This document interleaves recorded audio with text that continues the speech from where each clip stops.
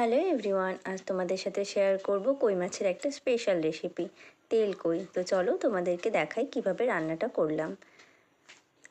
কই মাছ আমাদের বাড়িতে খুব একটা হয় না বললেই চলে, ওই হঠাৎ মঠাৎ খাওয়া। কিন্তু আজকে একটা মাছ কাকু বাড়িতে এসেছিলো মাছ বিক্রি করতে, আর মাছগুলো দেখে আমার বেশ ভালো লেগেছিল। আর কিছুদিন ধরে মেয়েও বলছিল যে মা তেল কই খাবো। ও কার্টুন দেখতে দেখতে দেখেছিল যে ওখানে বাচ্চারা তেল কই খাচ্ছে। তো ভাবলাম যে আজকে যখন এসেছে নিয়েই নেওয়া যাক।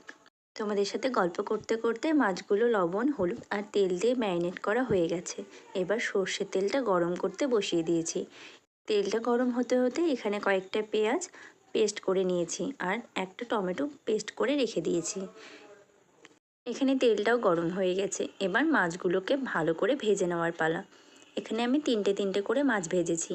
প্রথমে 3টে মাছ দিয়ে ভালো করে লাল লাল করে এপিঠ ওপিঠ ভালো করে ভেজে নিয়েছি। এইভাবে আমি দুবারে মাছটা ভেজেছি। মাছগুলো ভাজতে ভাজতে এখানে আদা, জিরে আর কাঁচা লঙ্কাটা বেটে নিয়েছি। তার সাথে কয়েকটা কোয়া রসুনও দিয়ে দিয়েছিলাম।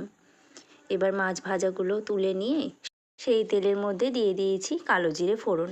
ফোড়নটা ভাজা হয়ে গেলে বেটে রাখা পেঁয়াজটা এর মধ্যে দিয়ে ভালো করে ভেজে নেব। পেঁয়াজটা ভাজা হয়ে গেলে আদা জিরে যে বাটাটা বেটেছিলাম সেই মশলাটা দিয়ে ভালো করে মিশিয়ে নেব। এই সময় পরিমাণ মতো লবণ, হলুদ, লঙ্কা গুঁড়ো দিয়ে মশলাটাকে সুন্দরভাবে কষিয়ে নেব। মশলাটা কষানো হয়ে গেলে বেটে রাখা টমেটোটা দিয়ে দেব।